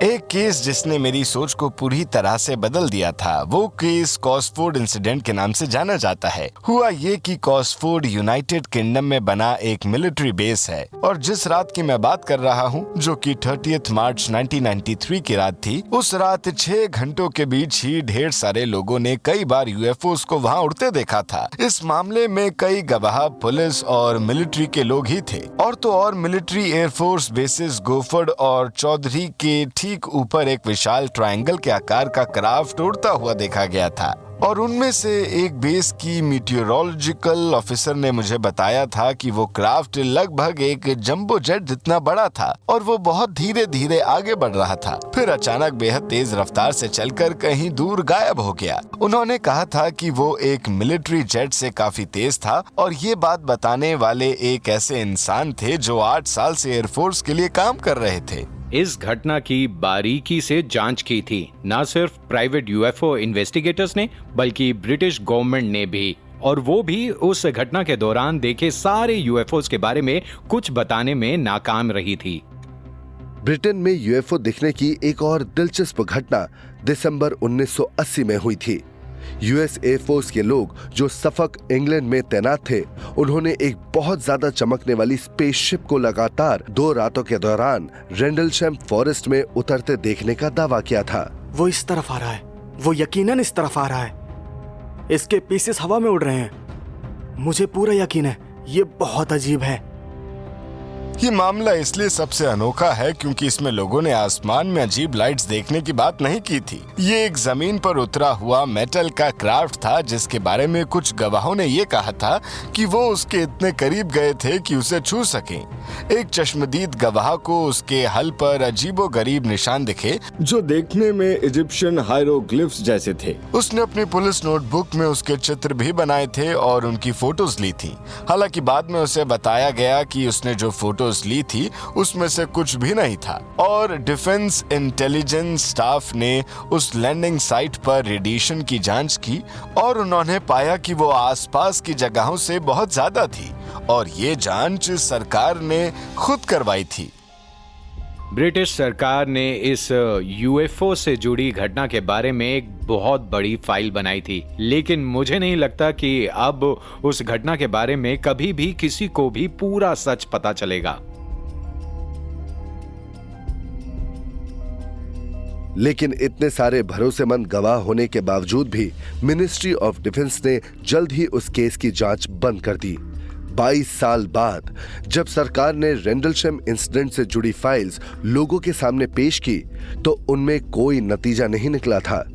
लेकिन दिलचस्प बात यह थी कि इस मामले में गवाह ट्रेंड फौजी थे, इसलिए उन पर यकीन किया जा सकता था। जाहिर है कि एक यूएफओ हंटर होने के नाते मैं कई लोगों से मिला हूं जिन्होंने यूएफओस को देखा है। जैसे कि मैं कभी किसी प्लेन में सफर कर रहा होता हूं और अचानक पायलट कॉकपिट से बाहर आ जाता है, और ऐसा मेरे साथ पूरे 5 बार हो चुका है, और वो आकर कहता है कि उसने फीनिक्स में यूएफओ को देखा था या टेक्सास में यूएफओ को देखा था। मेरे आधे क्रू ने वो यूएफओ देखा था और मैं पायलट से पूछता हूँ कि क्या तुमने किसी को उसकी खबर दी थी, और वो कहता है कि जब एयरपोर्ट में बैठा फ्लाइट कंट्रोलर ये कहता है कि क्या तुम यूएफओ देखने का दावा कर रहे हो, वो हंसने लगता है तो उसे ना कहना पड़ता है। यूएफओ देखने की घटनाएं हर रोज होती हैं। असली लोग साथ में असली यूएफओस को सच में हर जगह देखते हैं। ये घटनाएं बहुत बढ़ गई और अब कई लोग इस बारे में बात करने लगे हैं। कुछ तो जरूर हो रहा है। अब हम इस मामले में सरकार के हस्तक्षेप की बात करें तो ब्रिटेन में मिनिस्ट्री ऑफ डिफेंस कई सालों से यही कोशिश करती रही है कि वो हमेशा इस बात को नकारती रहे। इसलिए नहीं कि वो यूएफओज के बारे में कोई सच छुपाकर कोई साजिश कर रहे हैं, बल्कि इसलिए कि ये उनके लिए शर्मिंदगी की बात होगी कि उन्हीं की एयर स्पेस में कोई घूम रहा है और उन्हें मालूम नहीं है कि वो क्या है। कोई भी सरकार या फौज इस तरह से सामने नहीं आना चाहेगी। दिसंबर 1, 2009 के दिन ब्रिटिश मिनिस्ट्री ऑफ डिफेंस ने चुपचाप यूएफओ प्रोजेक्ट को बंद कर दिया, ये कहते हुए कि ऐसी कोई ठोस सबूत नहीं है जिससे ये पता चले कि यूएफओ से यूनाइटेड किंगडम को किसी भी तरह का खतरा है। इस फैसले से जुड़ी ऐसी कई बातें हैं जिन पर लोगों ने अपनी आपत्ति जताकर सवाल उठाए हैं। पहली बात, यूनाइटेड किंगडम में 10 सालों में यूएफओज दिखने की घटनाएं बढ़ी हैं, तो लोगों को यूएफओज के रहस्य को सुलझाने के लिए 50 सालों से चली आ रही रिसर्च को एकदम से बंद करना ठीक नहीं लग रहा था। और एक और बात जिसकी वजह से ये फैसला विवादों के घेरे में आया, वो है इसे ऐलान करने का तरीका। इस बारे में सबके सामने कोई बयान नहीं दिया गया। उन्होंने बस ये कहा कि उनका डिपार्टमेंट अब इस बारे में किसी सवाल का जवाब नहीं देगा और ना ही अब घटनाओं की जांच की जाएगी।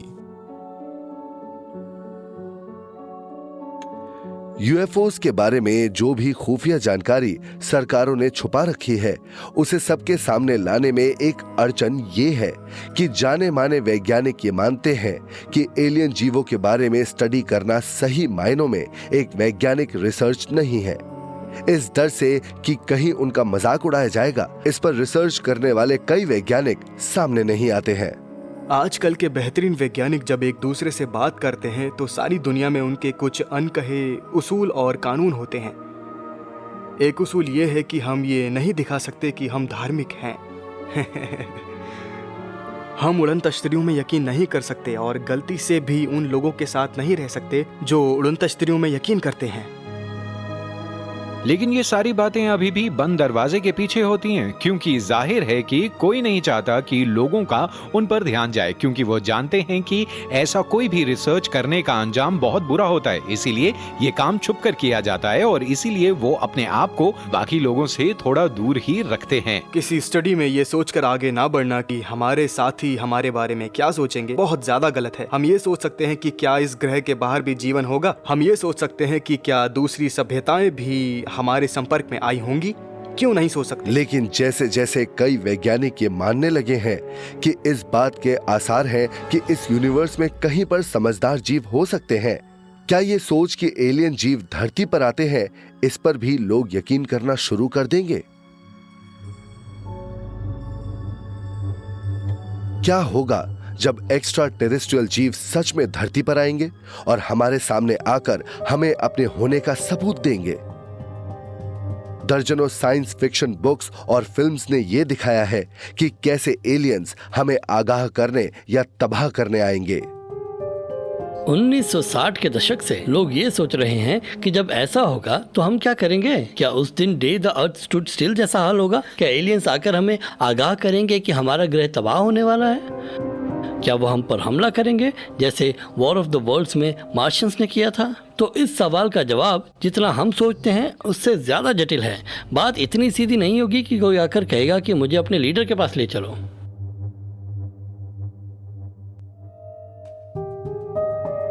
ज्यादातर लोगों को यही लगता है कि अगर कल को एक्स्ट्रा टेरेस्ट्रियल यहाँ पर आए तो वो हमारे दुश्मन साबित होंगे और वो हमें गुलाम बनाना चाहेंगे, हमसे जंग करेंगे और हमें तबाह करना चाहेंगे। सब यही सोचते हैं। मेरे हिसाब से ऐसा कुछ भी नहीं होगा, क्योंकि कोई भी सभ्यता जिन्होंने दूर बसे ग्रह से यहाँ तक सफर करना सीख लिया है, वो हमारे जैसी टेक्नोलॉजी के मामले में कम विकसित सभ्यता की मदद ही करेंगे। स्टैटिस्टिक्स ये दिखाती हैं कि अगर किसी परग्रही सभ्यता का जीव कभी हमारे पास आएंगे तो हम लोग उनके लिए नौसिखिया होंगे। जहाँ तक अक्लमंदी की बात है तो हम लाइन में उनसे काफ़ी पीछे खड़े हुए होंगे, इसीलिए वो हमें चीज़ें सिखाएंगे। हमारे पास उन्हें सिखाने के लिए कुछ भी नहीं होगा।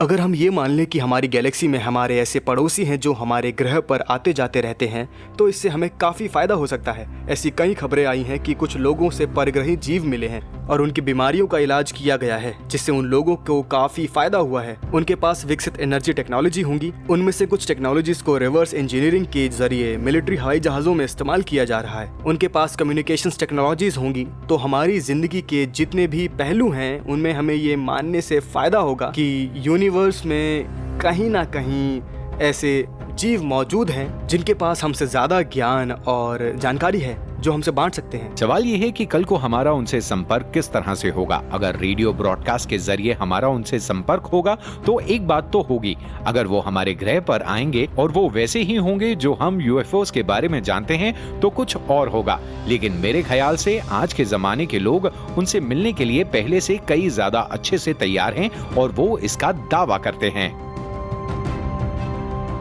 कई लोग जो ये मानते हैं कि एक्स्ट्रा टेरेस्ट्रियल जीवों से हमारा सामना होना तय है, वो ये कहते हैं कि सरकारों को इसकी तैयारी करनी चाहिए। इस बारे में स्टडी करने को एक्सोपॉलिटिक्स कहते हैं। एक्सोपॉलिटिक्स ये सवाल करती है कि एक समाज के रूप में अगर कल को कुछ भी ऐसा हुआ तो हमें क्या करना चाहिए। सवाल ये नहीं कि सरकार क्या करेगी, बल्कि हम लोग क्या करेंगे।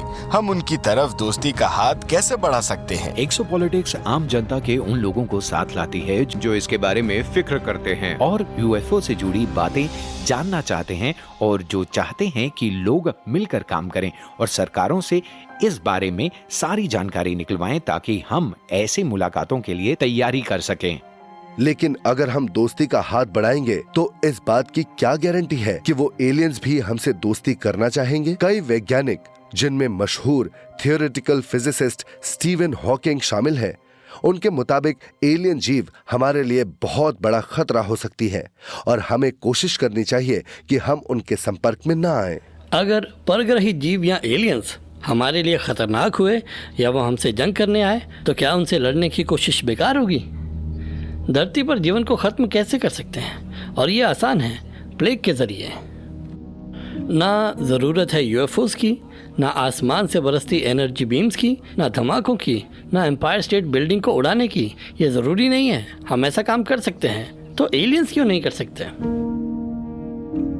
ये सोचना कि हम उनके खिलाफ कोई डिफेंस मैकेनिज्म बना सकते हैं या जो जीव दूर अंतरिक्ष से सफर करके यहाँ तक आ सकते हैं उनसे हम लड़ पाएंगे, ये हमारी गलतफहमी होगी। चाहे वो दोस्त बनकर आए या दुश्मन बनकर, अगर एक्स्ट्रा टेरेस्ट्रियल जीव सच में यूनाइटेड स्टेट्स में कहीं लैंड करते हैं तो शायद उन एलियंस के पास सबसे पहले हैजमैट सूट्स पहने हुए फौज के लोग और सरकार के अधिकारी ही पहुंचेंगे जो जांच करेंगे कि उनमें कोई बीमारी या रेडिएशन तो नहीं है। कई कंस्पिरेसी थ्योरिस्ट्स कहते हैं कि सरकार का अगला कदम होगा इस घटना को लोगों से छुपाना। सबूत के तौर पर वो उस घटना की बात करते हैं जिसमें 1952 में वॉशिंगटन डीसी के ऊपर यूएफओस देखे गए थे। उस दिन सब लोगों ने इसे देखा था कि 4 यूएफओस का एक दल वॉशिंगटन के ऊपर से गुजर रहा था और वो हमारे F-93 जेट फाइटर से लड़े भी थे। जनरल सैमफोर्ड ने इस बारे में जानबूझकर या शायद अपनी मर्जी से या शायद हैरी ट्रूमन के कहने पर, जो कि उस वक्त प्रेसिडेंट थे, अमेरिका के लोगों से झूठ बोला। हमें इस बारे में कुल मिलाकर लगभग 2000 लोगों ने खबर की है और इन ढेर सारे दावों में हम ज्यादातर दावों को वैज्ञानिक आधार पर समझ पाए हैं। ये सकारात्मक बात है। उनके अपने कैप्टन रूपर्ट ने उड़न तश्तरियों पर लिखी किताब में कहा था कि सैमफोर्ड झूठ बोल रहे थे। हमारे पास डीन कॉन्डॉन को भेजा गया एयरफोर्स का लेटर है जिसमें लिखा है कि वो 6 यूएफओस ही थे। तो क्या यूएफओस धरती पर हम सबके सामने आए हैं? क्या उन्होंने छुपने की बजाय खुद को हमें दिखाया है? हाँ। क्या हमने उन्हें देखा है? हाँ। इस मामले में सरकार ने कोई नियम बनाए हैं? हाँ। और वो है इस बात को पूरी तरह नकार देना। लेकिन जब एलियंस के यहाँ आने को छुपाना नामुमकिन होगा तो उनके उस स्पेसक्राफ्ट से बाहर आने वाली जीवों से बात करने के लिए किसे चुना जाएगा? धरती के सभी देशों और उनकी सोच को कौन सबसे अच्छे से उनके सामने रख पाएगा? अगर एलियंस सच में धरती पर आ जाएं, तो हमें अपने सबसे माहिर वर्ल्ड लीडर्स को भेजना चाहिए जो सबसे खुली सोच वाले और समझदार हों, लेकिन जिनमें उन एलियंस से खुद की सुरक्षा करने की काबिलियत भी हो। मेरे ख्याल से यूनाइटेड नेशंस बनाए जाने की एक अहम वजह ये भी है। हाँ, यूएनओ जंग रोकता है और गरीब देशों को खाना देता है, लेकिन दूसरी तरफ जरा सोच कर देखें कि सिक्योरिटी गार्ड खुद एलियन से बात करने जाएंगे और ये मुलाकात यूनाइटेड नेशंस के अधिकारी एक बड़े स्क्रीन पर देखेंगे। मुझे ये लगता है कि ऐसी घटनाएं 1940 के दशक में भी हुई थी और रूजवेल्ट और एलेनोर रूजवेल्ट जो लीग ऑफ नेशंस की जगह जो यूनाइटेड नेशंस बनाने के लिए पूरा जोर लगा रहे थे, उसके पीछे भी एक अहम वजह थी कि एलियन से मिलने वाला भी कोई होना चाहिए।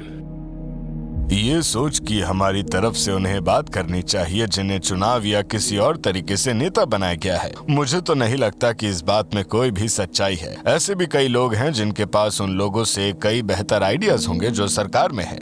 मैं चाहता हूं कि हम डेमोक्रेटिक तरीके से बिना हुक्म जमाए उन एलियन से मिलें और बात करने की कोशिश करें। फिलहाल अगर एलियंस यहाँ आते हैं तो हमें क्या करना चाहिए, इस बारे में कोई नियम कानून नहीं बनाया गया है। लेकिन ऐसे कई लोग हैं जो मानते हैं कि एलियन से हमारा सामना होना तय है और हमारे वर्ल्ड लीडर्स को उस घटना के लिए अभी से तैयारी करनी चाहिए।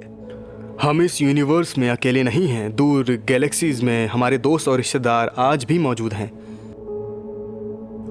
और हमें इस मामले में पूरी कोशिश करनी होगी और किसी न किसी तरह से सरकारों से ये काम करवाना होगा कि वो दूर बसे हमारे उन दोस्तों और रिश्तेदारों के आने पर क्या करना है, इससे जुड़े इस पहलू को समझकर उसकी तैयारी करें। वक्त आने पर इस काम की जिम्मेदारी कौन लेगा? ये स्टेट डिपार्टमेंट तो नहीं कर सकता, यूनाइटेड नेशन तैयार नहीं है और मेरे हिसाब से ये बहुत बड़ा सवाल है। तो हमें डिप्लोमेटिक तरीके से उन दूर अंतरिक्ष से आए जीवों से बात करने के लिए किसी न किसी को चुनना होगा ताकि सबसे समझदार लोग ही ये जिम्मेदारी लें। भले ही आप पूरी तरह परग्रही जीवों के होने में यकीन नहीं करते हो, भले ही आपको लगता हो कि उनके यहाँ होने के आसार बहुत कम हैं, लेकिन अगर वो आए तो ये बहुत बड़ी बात होगी। इसलिए उनसे बात करने का सही तरीका सोचकर रखना चाहिए। मुझे लगता है कि वो एक बहुत ही रोमांचक मुलाकात होगी। ये कुछ वैसा ही होगा जब पहली बार यूरोप से खोजा दल अमेरिका आए थे और उन्हें यहाँ पर एक नई और बेहद अलग किस्म की सभ्यता मिली थी। बस काश तब जो बुरे काम हुए वो दोबारा ना हो और हम अपनी पुरानी गलतियों से सीख कर आगे बढ़े। अगर एक्स्ट्रा टेरेस्ट्रियल जीव यहाँ पर आए तो वो क्या करेंगे? जाहिर है ये बात पक्के तौर पर कोई नहीं जानता, लेकिन ज्यादातर लोग एक बात मानते हैं कि उसके बाद हमारी ये दुनिया हमेशा के लिए बदल जाएगी। उसका नतीजा ये होगा कि दुनिया के हर धर्म की जो पुरानी और कट्टर सोच है उसकी जड़ें हिल जाएंगी और वो हमेशा के लिए खत्म हो जाएंगे। क्योंकि ऐसा होने पर इंसानों का जन्म कैसे हुआ, इस बात पर जेनेसिस की कहानियां और दूसरे कई अहम बातों पर सवाल खड़े होने लगेंगे। हमारी सरकारों की ताकत और सभी धर्मों के उसूल सब कुछ मिट्टी में मिल जाएंगे। लेकिन 2008 में एक हैरत अंगेज जगह से एक जबरदस्त ऐलान किया गया और कुछ लोग मानते हैं कि ये इस बात का सबूत है कि एलियंस जैसे चमत्कार सच में इस यूनिवर्स में हो सकते हैं। रोम में बना वेटिकन एक मजबूत किले की तरह है जो 5वीं सदी से ही कैथोलिक चर्च की बेशुमार ताकत का केंद्र रहा है। ये न सिर्फ उनके पोप का घर है बल्कि 100 करोड़ कैथोलिक्स के लिए एक तीर्थ की तरह है और 2000 सालों की ईसाई धर्म की मान्यताओं और परंपराओं की पहचान भी है। लेकिन 2008 में वेटिकन ने एक ऐलान किया जो कुछ लोगों के मुताबिक उनके खुद के लिए खतरा बन सकता है।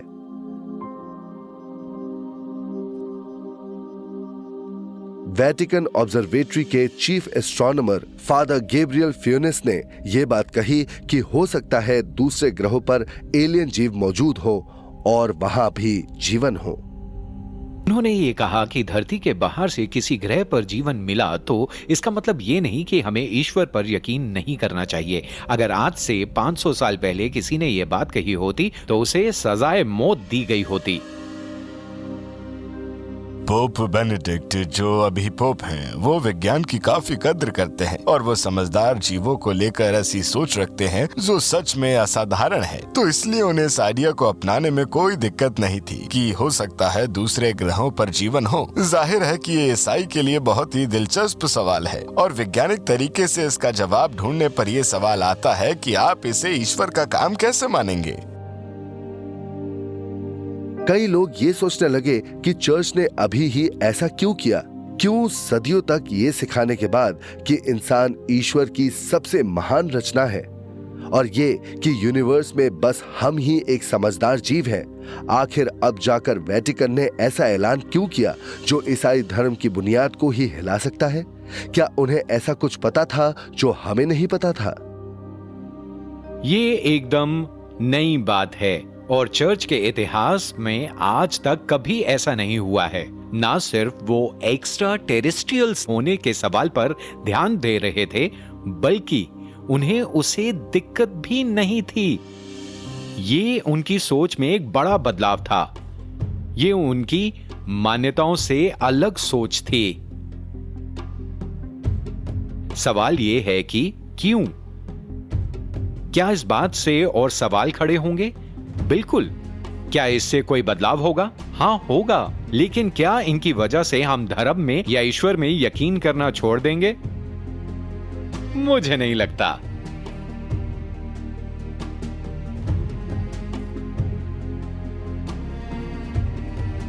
कुछ लोग कहते हैं कि कैथोलिक चर्च इसके बारे में कुछ तो जानता होगा। हो सकता है वो पहले से ही एलियन से रिश्ता बना चुके हैं, लेकिन हो सकता है कि असल में वो बस चालाकी दिखा रहे हैं और पहले से ही तैयारी कर रहे हैं ताकि कल को अगर एलियन जीवों की खोज हो जाती है तो यही चालाक लोग कहीं गलत न साबित हो जाएं। क्योंकि एक बात तो तय है कि अगर कल को लोगों को ये पता चला कि एलियन जीवों की खोज हुई है तो लोग अपने धर्म गुरुओं की तरफ देखेंगे और उनसे इस पहेली को समझाने के लिए गुजारिश करेंगे, फिर चाहे वो ईसाई हो, ज्यूज हो, मुस्लिम हो या फिर हिंदू हो। अगर परग्रही जीवों की खोज हुई तो चर्च वही करेगा जो कि हम कोई भी नई जानकारी मिलने पर करते हैं और उसे समझने की कोशिश करेंगे। मुझे नहीं लगता इससे कोई बहस शुरू होगी या इंसानों और इंसानियत को देखने का हमारा नजरिया बदलना पड़ेगा। हमें बस ये पता चलेगा कि ईश्वर ने एक नहीं बल्कि अलग अलग तरह के अक्लमंद जीव बनाए और हमारी ये सोच बदलेगी कि वो सिर्फ एक ही तरह के अक्लमंद जीव बना सकते हैं। ये सोच कि यूनिवर्स में कहीं और भी अक्लमंद जीव हो सकते हैं, इस पर धर्म गुरुओं, इतिहासकारों और वैज्ञानिकों के बीच बहस होती रहती है। लेकिन उनके होने के सबूत मिलने पर आध्यात्मिक सोच और धार्मिक उसूलों पर क्या असर पड़ेगा, इस बारे में उनके ख्याल अलग अलग हैं। ऐसा होने पर बुक ऑफ जेनेसिस हमें जो सिखाती है उन बातों का क्या होगा? देखिए, बुक ऑफ जेनेसिस यूनिवर्स को धरती के नजरिए से देखती है। हम सूरज को देखते हैं, चांद को देखते हैं, हम तारों को देखते हैं, तो ये पता चलना कि धरती इस विशाल यूनिवर्स में बस एक हल्के नीले रंग की छोटी सी डॉट है, इससे बुक ऑफ जेनेसिस से मिली जानकारी में और बातें जुड़ जाएंगी। मुझे नहीं लगता कि हमें उसमें कोई बुनियादी बदलाव करना पड़ेगा। ये सवाल ईसाई धर्म के लिए अपने आप में एक दिलचस्प सवाल है, क्योंकि ईसाई धर्म सिखाता है कि हमें मुक्ति सिर्फ जीसस के जरिए मिल सकती है जो धरती पर रहते हैं। अगर मार्स पर कोई रहता होगा तो उसका क्या होगा? उसे कौन मुक्ति दिलाएगा? मुझे नहीं पता। ईसाइयों के लिए ये हमेशा एक सवाल रहा है कि अगर कहीं पर एलियंस हैं तो क्या उन्हें कभी मुक्ति नहीं मिलेगी। ज्यूज के लिए ये सवाल खड़ा नहीं होता और बुद्धिस्ट और हिंदुओं के लिए भी ये सवाल कभी खड़ा नहीं होता। लेकिन ईसाई इस बात को लेकर काफी उलझन में रहते हैं और उसकी सीधी सी वजह है ईसाई धर्म ही ऐसा धर्म है जिसमें ईश्वर ने इंसानी रूप लिया था। इसका मतलब ये है कि ईश्वर ने जीसस क्राइस्ट का रूप लिया था और खुद धरती पर सबको मुक्ति दिलाने आए थे। जब आप ईसाइयों से बात करते हैं तो वो कहते हैं कि अरे नहीं, ये कोई बड़ी दिक्कत नहीं है, हमने गैलीलियो और उसके असूलों को अपना लिया, हमने डार्विन को अपना लिया, तो हम परग्रहियों को भी अपना लेंगे। मुझे लगता है कि ये इतना आसान नहीं होगा। मुझे लगता है कि धर्म और विज्ञान में उतना ज्यादा फर्क नहीं है जितना कि ये लोगों को आमतौर पर लगता है। उनमें कई बातें एक जैसी हैं। एक तरफ विज्ञान है जो हर बात को सबूत और जानकारी के आधार पर तोलता है। दूसरी तरफ धर्म है जिसमें आस्था और विश्वास से काम लिया जाता है। विज्ञान अभी भी विकसित हो रहा है और आज हमें विज्ञान की वजह से जो पता है वो भविष्य में जाकर कुछ हद तक या पूरी तरह से बदल भी सकता है। तो ये सोचना कि विज्ञान धर्म के खिलाफ जाकर सच्चाई को हमारे सामने लाता है, तो ये बड़ी गलत बात होगी। जहां वैज्ञानिक और धर्म गुरु आज भी इस सवाल का जवाब ढूंढ रहे हैं कि एलियंस धरती पर आते हैं या नहीं आते हैं, वहीं एंशिएंट एस्ट्रोनॉट थियरिस्ट्स दावा करते हैं कि उनके यहां आने के सबूत पूरी दुनिया में हमारी आंखों के सामने मौजूद हैं। लेकिन अगर हम इस थ्योरी पर यकीन कर ले तो हमें अपनी धारणाओं को और हमारे इतिहास को, खासकर इंसानी सभ्यता की शुरुआत के बारे में हमारी जानकारी को किस हद तक बदलना पड़ेगा।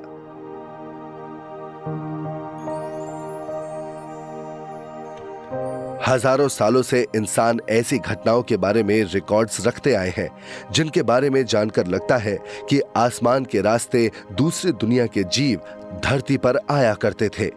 इन प्राचीन घटनाओं की कहानियां उन लोगों को यकीन करने की वजह देती है जो ये मानती है बीते कल में दूसरे ग्रहों से बेहद विकसित जीव धरती पर आए थे। वो मानते हैं कि इस सोच में हम अपने अतीत के कई रहस्यों को भी समझ सकते हैं। अतीत का सबसे अहम हिस्सा है हमारे धर्म देवता हमारे पूर्वजों के वक्त में धरती पर आए थे और वो घटनाएं पवित्र किताबों और कहानियों का हिस्सा बन गई। बाद में कुछ समझदार लोगों ने इन बातों को समझने की कोशिश की और उन्होंने अलग अलग धर्म बना लिए।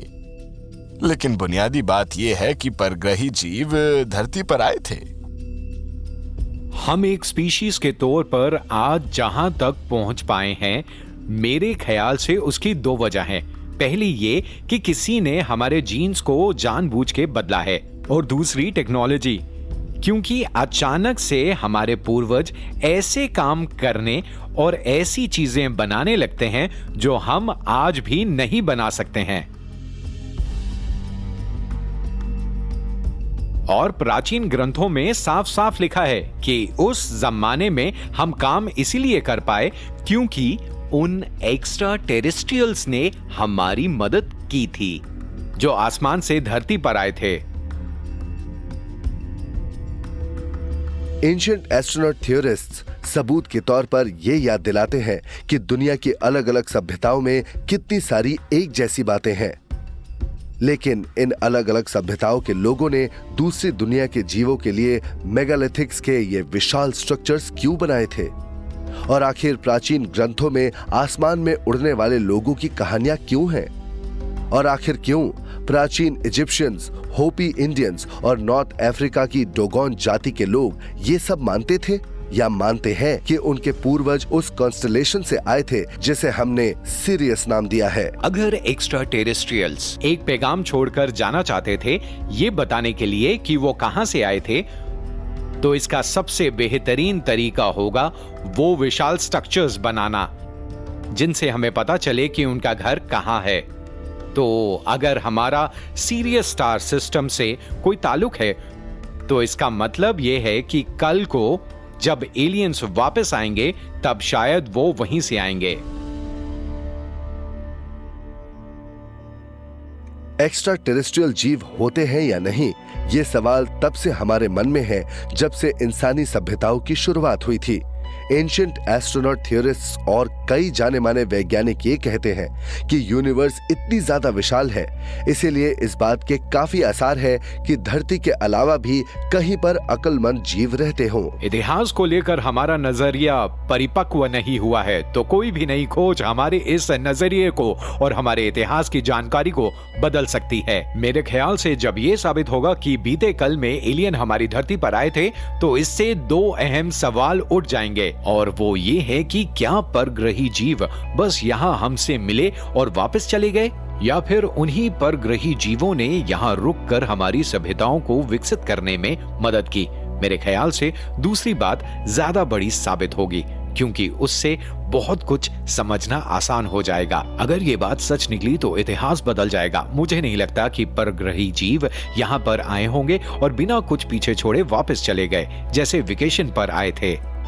लोग हमेशा अक्लमंद और विकसित परग्रही जीव के होने का ठोस सबूत ढूंढते रहते हैं, लेकिन मेरे ख्याल से एक ज़्यादा अहम और सही सवाल ये है कि हम और कितने और किस तरह से सबूत मिलने पर यकीन करेंगे कि वो सच में होते हैं। इस बात को साबित करने वाले कई सबूत मौजूद हैं कि इंसान के पास बेहद प्राचीन वक्त में एक्स्ट्रा टेरेस्ट्रियल्स आया करते थे, और अगर हम इस बात को बिना सोचे समझे जल्दबाजी में नकार दें तो हम अपने और उस आने वाले कल के बीच एक दीवार खड़ी कर देंगे जो शायद कमाल का हो सकता है और हमें अगले लेवल तक ले जा सकता है।